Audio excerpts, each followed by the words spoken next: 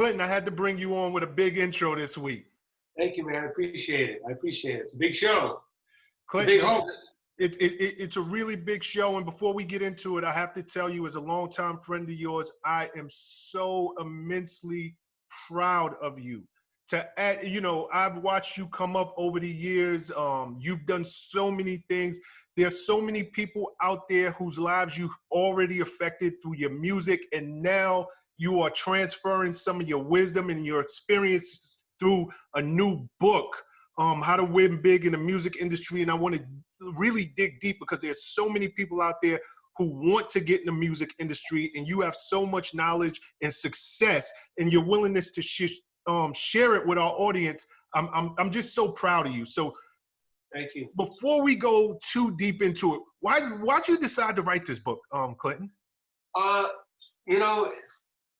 It's funny. So sometimes I wonder like how real I should be when I talk on these kind of interviews, right? Mm-hmm. Look, I'm from Boston, so all we do is swear, right? So when I sit there, I'm like, because there's nothing but a bunch of shady motherfuckers out there. Like, that's what I want to say, right? And like, I've been in this industry for 20 years. Like, you see me come up, you were already like killing it when I just started, right? So like, you were one of the guys. I'm like, oh man, I need to become his friend, right? So like, all I would see throughout my career, present company excluded, all I would see is like, people were just shady, man. They were just like whack. They were greedy. They were out for self. They were ego driven. And like, we live in a day and age now where there's so many people now. There's such an easy entry point to get into music, right? With SoundCloud, YouTube, Spotify, streaming. Like at one point there was like, you had to go through a funnel and then the gatekeepers had to approve you. And then like they would absolutely promote you to everybody else.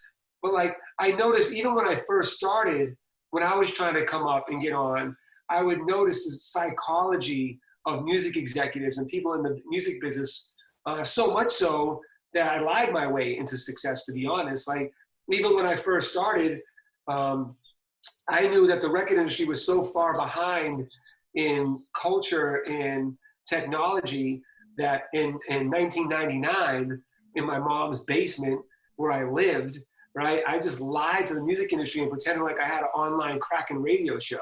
Mm-hmm. And I knew that they didn't understand the internet yet. And so that's how I got like Eminem and Common and Cameron and Wu-Tang and Talib Kweli and everybody at my mom's house. Because now when they would come to Boston and do like— I remember that house. Yeah. And they would come to my mom's basement. My mom would make cookies and we would record over my beats and I would just do interviews with people because we were all starting out. You know what I mean? So they didn't know better.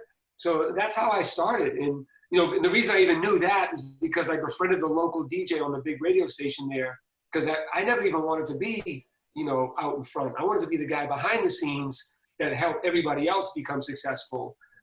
So when I was a producer and he would tell record labels, hey, my friend Clinton's making these beats, you should listen. I would overhear the phone calls and the label execs would be like, yeah, cool. Hey, you playing my record? So then I was like, oh shit, I should just become a DJ because then they'll want to be my friend. So I just— Stop there for a second because this is exactly where I want to go. You just dropped so much information, but I know you, Clinton Sparks, the DJ. I remember coming through Boston, going to that same house, and you had the turntables set up, but you were Clinton Sparks, the DJ. Tell us, how did you get into DJing? Was that a deliberate thing that you sat back and you said to yourself, hey, this is my way in, or was it just a passion and a love for the craft that made you pick up those turntables and those records? Well, I realistically wanted to be a producer and a songwriter. That was my real goal. And I was an artist at the time too. So when I realized, the reason I already knew how to DJ is because since I was like 12 or 11, I would hear songs on the radio. At that time, I didn't know what a remix was. I would just hear on the weekend like an extended version of like Prince, right? And then I'd be like, what is this version that plays for 7 minutes, right? So then like I would find like a part that was an instrumental, and on my mom's dual cassette deck, I would record and loop that part so that I could just write over that part and come up with new melodies. I'd challenge myself to come up with a whole different song over that melody. So that's really where I wanted to go. But then when I noticed that nobody would listen to my beats being like this, this white kid from Boston just trying to make hip hop beats. So I seen how they were all ball sucking my friend to play their records because he was important. Who's your friend? You keep mentioning them. This kid Roy Barboza. Oh, Roy! Big shout out to Roy Barboza. Right. So I would hang up at the radio station and I would just understand and learn the business of radio and record labels and like how they work together. So I mean, most people don't know, my first radio gig is I used to write all the funny skits for the morning show in Boston on Jammin' 94.5. So I was like the guy that would run out in the streets and do all the funny bits. So that's how I started my radio business. And was it paid? Was it? I don't recall. I don't remember. The only reason I ask you that is because, many people, and this is something I drive home in so many of my interviews and whenever I speak in public, many people do not like to start from the bottom. They think they're above that. They think that's today. Yes, exactly. So when I interview successful people like yourselves, I love to just take a pause for a second, because getting into the music industry is set up to keep people out. Like, let's just call it what it is. It's a very small industry. Millions of people around the globe want to be in this industry, and there's just not enough jobs. There's not enough work. So you have to kind of be creative and find your way into it. Well, to your point, they want to be in the industry, the shiny part of it. They don't understand people like you and me. We don't see our family. We don't see our kids. We do have to travel all the time. We are lonely a lot.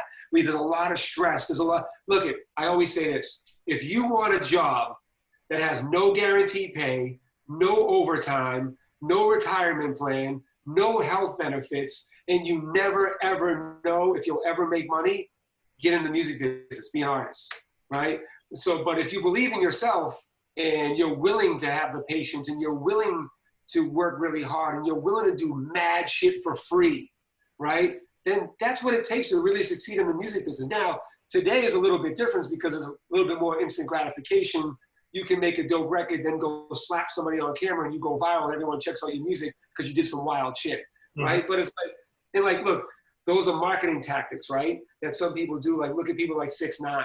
You know what I mean? They go and they troll the internet, so you just sort of light points at them and then they say, now listen to my music, right? So like, you decide whether it's smart or it's not, and whether it's sustainable.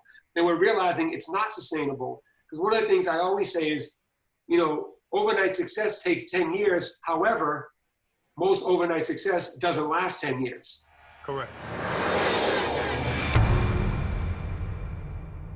What's up, guys? Thanks for sticking with me to the end of the video. Truly appreciate you. If you like anything you heard here today, go ahead and hit that subscribe button. And if you know anybody that can benefit from this message, feel free to share. Peace and love.